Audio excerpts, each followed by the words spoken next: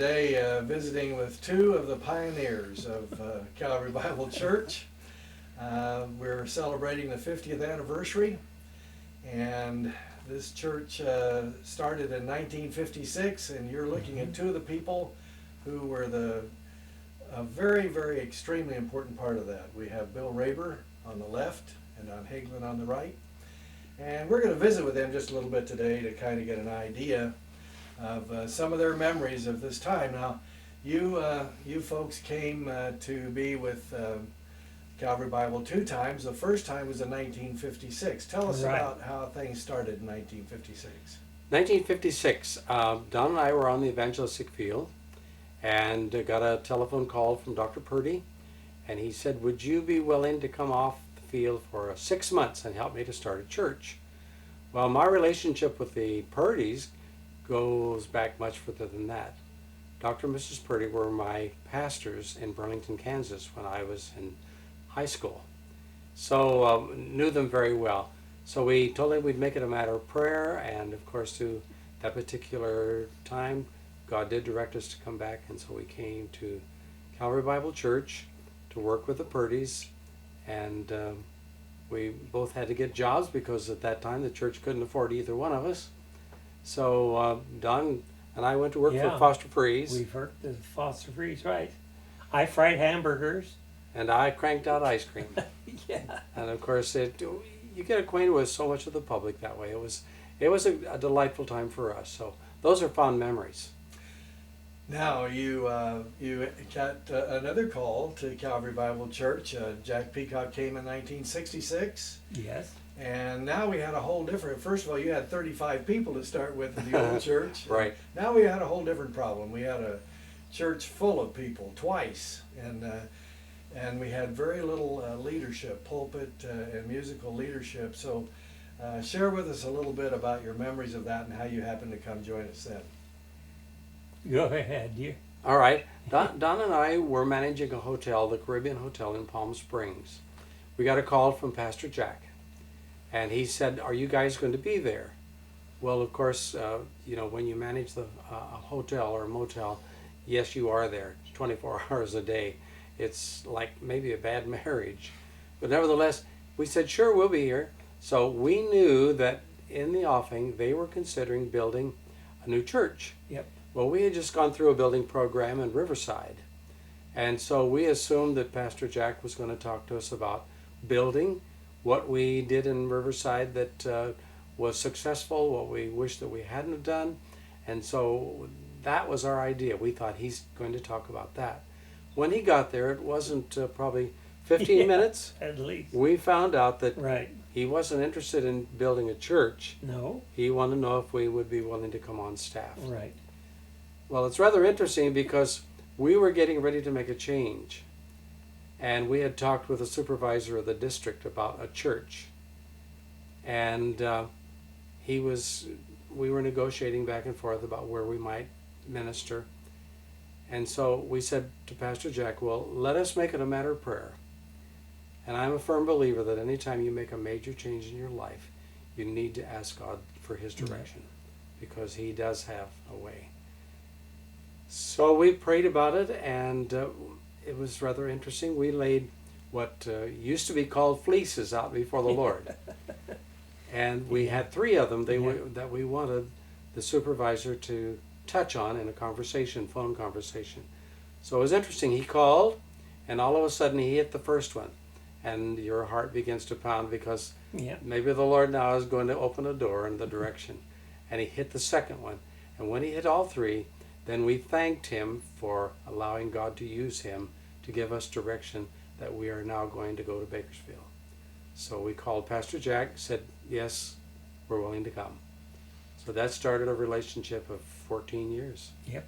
I remember how excited we were. We didn't even know how to hold church. The only two that knew how to hold church were Jack and Charlotte. And they were like trying to stack BBs 10 high with trying to direct all of us. And when you guys came in, it was just absolutely fantastic. What were some of the challenges that you faced in that little church full of people that didn't know squat? Well, I didn't realize that that was the problem, but nevertheless, some of the challenges that we faced was space for one thing. In the first place, there was no place for us to live, and they had a little house next door that was office space. So they cleared the office equipment out, and we moved in, and it was very small. Accommodation was small, but we handled it okay. We did well there, and then of course they had a church, but we had office spaces over on, I don't remember the name of the street. It's close to the, do you remember? The other building. I It forget. was on Baker Street. On It's on Baker Street. Yeah, right. All right, there was a building there, so class was moved over there, Yeah, office space was offices. there, so again, we're cramped. But to be on staff, to help to minister the gospel was a thrill, and that's where, of course, Don got acquainted with the choir, and I think that prior to that, Charlotte was directing the choir, doing everything as a pastor's wife, but then that's where you started the choir, and that's where, Collegians. and that's where the Collegians was born too. Right. You want to talk about that? Well, sure, I'm happy to. Go ahead. That was a real exciting time. Bob Odell came to me one day, and he said, Don, he said, I got a crazy idea. He said, you work with Audrey Meyer, and so she has music and stuff, and what about starting a musical at Calvary Bible Church? So we came there, and we said, okay, and Bob said, I'll get all the people. He said, I got friends, a lot of the kids from Wasco and Shafter and so forth, the different areas. They'd like to be singers. I said, fine, let's see what we got. So he would start, and he came, and we started down in the basement. And There at Calvary. Yeah, at Calvary. And that's where we started the Collegians. And they ended up singing all over the world. Yep. Yeah. You know, you guys have so many talents that when you showed up at a church, it was like we had a whole army. Oh. For example, I remember you guys painting the sets. Tell Yeah. about some of that. Oh, With all, talk about some of the musicals, and then the very fact that we painted all the props. the- Sometimes we would work 3 months in advance painting, knowing what we were going to do. And well, it Don, depended upon what time of the year. I know. For Christmas, of course, we always had the Christmas story. And so we performed for them, and we built all the sets, made all the props, and worked the musicals.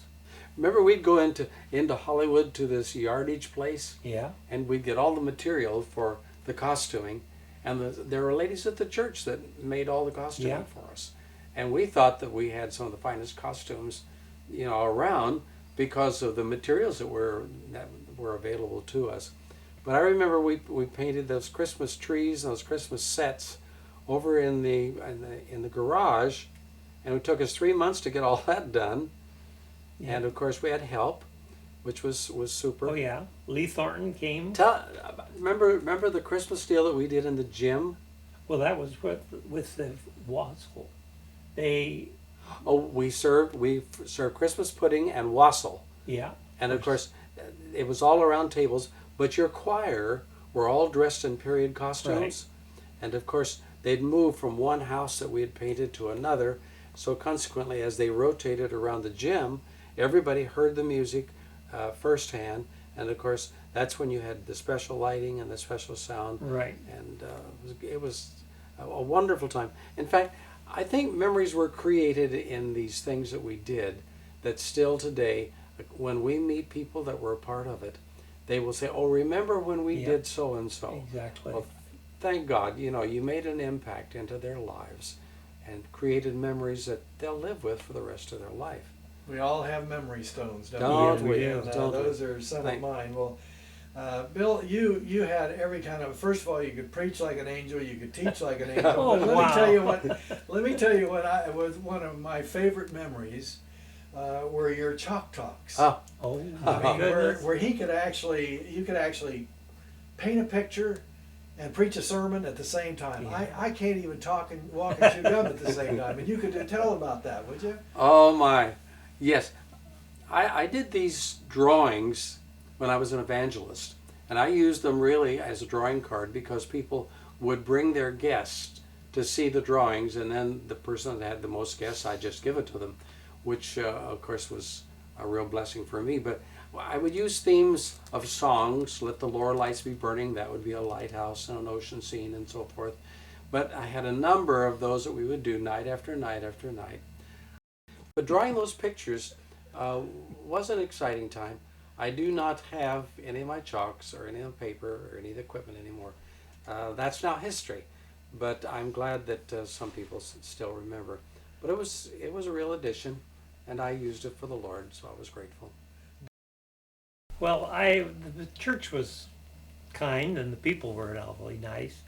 They liked the kind of music that I played and I sang, and so I would have some of my musicians come and sing and play, and different ones would come from Los Angeles. Some came from LA area, some came from here, and then the musicals I would have all different people sing, and I played the organ, played the piano. We had a great time. But I'm particularly thinking about your one-man concerts where you would play at the piano for a while. Nobody was there but you. You did everything. Tell us about that. Well, that's what I did. They would pick out the songs that they would like to hear me play, that I had played over the past so many months and so forth. They would ask if I would do them again. So I would pick them out. In fact, at one time I used a hit parade, and I would have the different ones come and pick the songs that I did. So I play whatever they wanted me to do. I play for them. And did it so I beautifully. tried. Can each of you share a highlight or two, like the one about the chalk, but share another highlight or two in your ministry there? All right.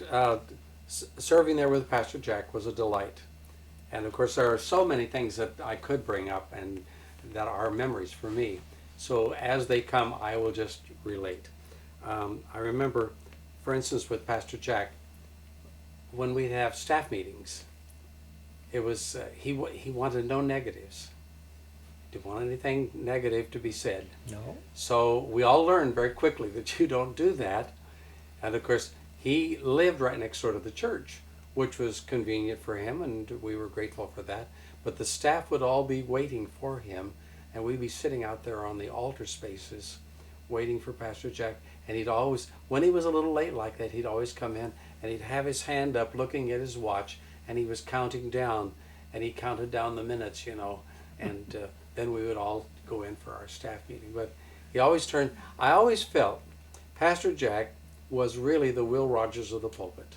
Yep. He could take simple things that happened in life and use them to illustrate a wonderful point, and then had the ability in the last 5 minutes of his sermon of drawing in the net and people coming to Christ. Mm-hmm. It always amazed me.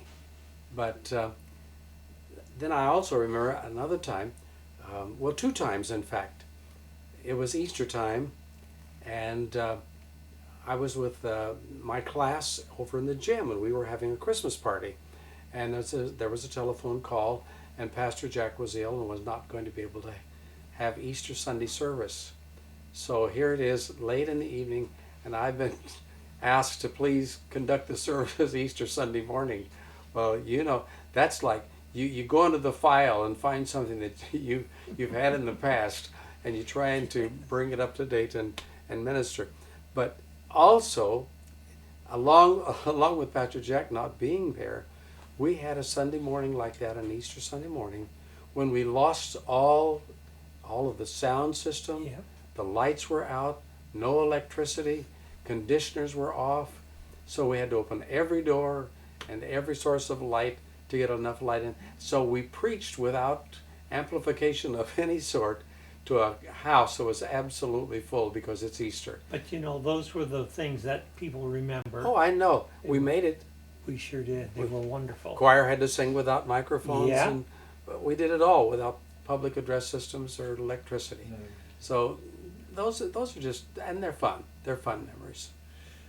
Don, do you have any particular humorous memories or memories about things in your choir and your music ministry? No, there? I was just